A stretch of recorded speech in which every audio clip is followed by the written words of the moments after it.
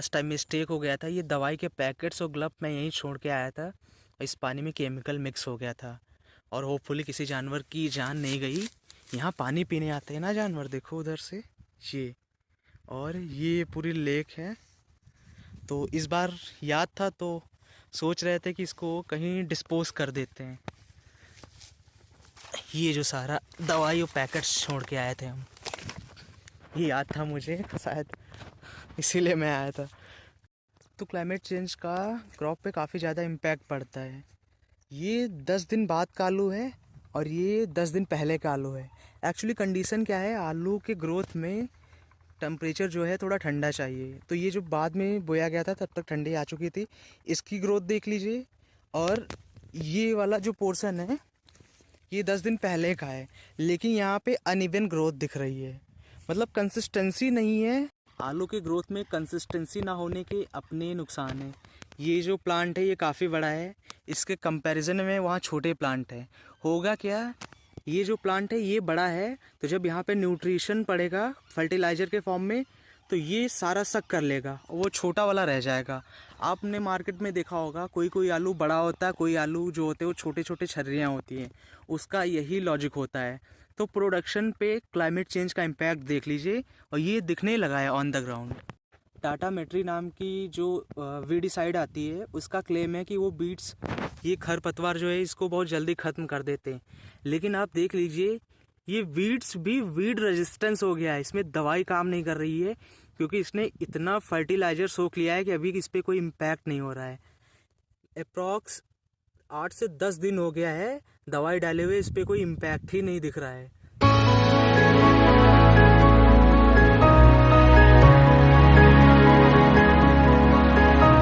हम अक्सर देखते हैं कि यूपी से शुगर केन की जो फैक्ट्रियां हैं वो महाराष्ट्र में क्यों शिफ्ट हो रही हैं। आप क्वालिटी ऑफ शुगर केन देख लीजिए, एकदम बीमार टाइप का हो गया है। ये देखिए कितना रूखा सा छोटा छोटा, हमें नहीं पता ये क्यों है। मे बी क्लाइमेट चेंज, या मे बी इसको न्यूट्रिशन ना मिल पा रहा हो, सॉयल ऐसी हो गई हो, बट ये वन ऑफ द रीज़न है कि रॉ मटेरियल में क्वालिटी नहीं है, इसीलिए इसका सुक्रोज कंटेंट भी कम है।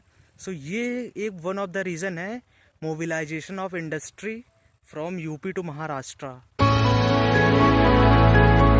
भाई आज मुझे अपने एरिया में ये यूनिक टाइप की क्रॉप दिखी, मुझे इसके बारे में बिल्कुल नहीं पता था क्या चीज़ है ये, इसीलिए मैंने इसका फ़ोटो लिया और सीधा गूगल लेंस कर लिया। गूगल लेंस से पता चला है इसका नाम सिम्बोफोगान नायडस है। इससे एक ऑयल निकलता है जो नेचुरल इंसेक्ट को रिपेल करता है, लाइक मॉस्किटोज़ वगैरह। ये कॉमर्शियल क्रॉप है भाई साहब, बहुत सही चीज़ है ये। एक्चुअली इस क्रॉप की जो रूट्स होती हैं उसको बॉयल किया जाता है 48 आवर्स तक, उसके बाद इसका ऑयल निकाला जाता है, और 1 kg ऑयल का प्राइस 1500 है, और ज़्यादा मेहनत भी नहीं है। भाई साहब ये कॉमर्शियल क्रॉप है पूरी एक तरीके से, जो नई इंट्रोड्यूस हुई हमारे एरिया में। आपके सामने दो चीज़ें हैं, आप कंपेयर करिए, एक फूड क्रॉप आलू, दूसरी कॉमर्शियल क्रॉप, लेकिन भाई दोनों अपनी जगह पे सही हैं। अगर हम इस तरह की कॉमर्शियल खेती करेंगे अपनी इंडस्ट्रीज़ के लिए तो हमारे वहाँ फूड सिक्योरिटी का इशू हो सकता है। अगर हम यहाँ पे फूड क्रॉप की खेती करेंगे तो सबसिस्टेंस फार्मिंग होगी, तो कॉमर्शियल एग्रीकल्चर हमारे वहाँ अडॉप्ट नहीं करेगा।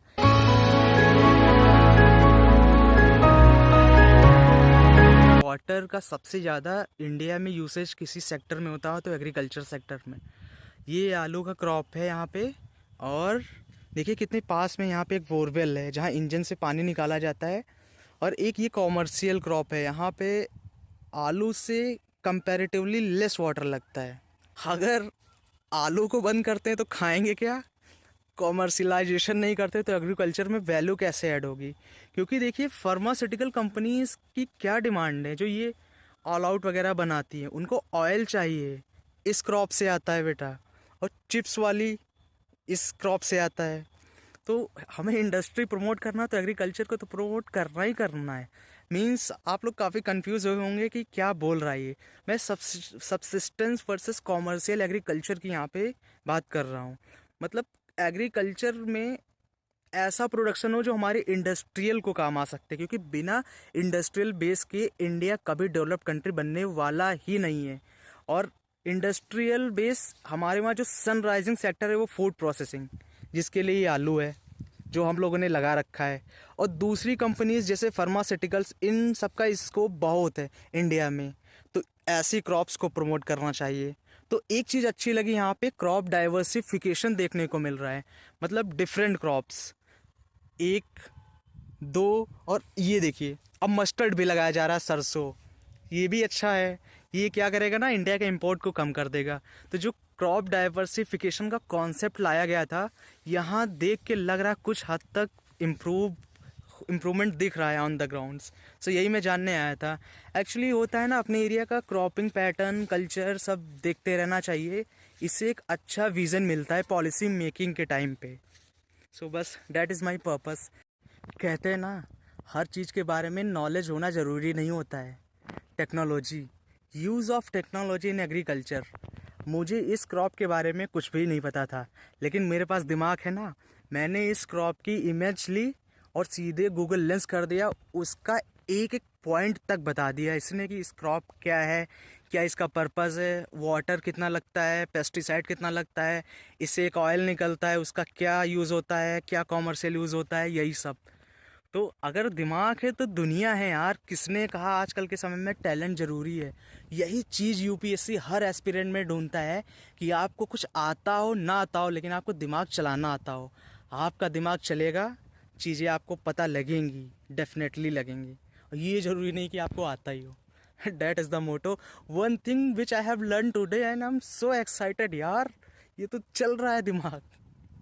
कीप इट अप भाई। अगर तुम सोच रहे हो ना कि ZX10R जैसी बाइक यहाँ ले लेंगे और गांव में आके चलाएंगे ना, बेटा ये देख रहे हो क्या लिखा है, ये हीरो। बेटा ये सुल्तान है इस एरिया की, देख रहे हो, पूरा कहीं भी लेके चले जाओ। कुछ तो था भाई हीरो में।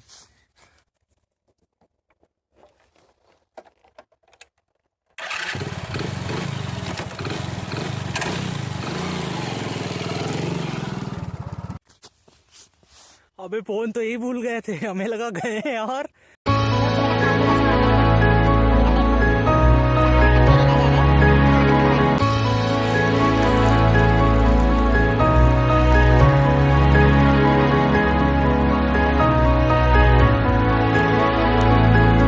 तो भाई ये है वो जगह जो हमारे पूरे इस एग्रीकल्चरल लैंड को वाटर प्रोवाइड करता है। इतना बड़ा एरिया ये कवर करता है, ये सरकारी ट्यूबवेल।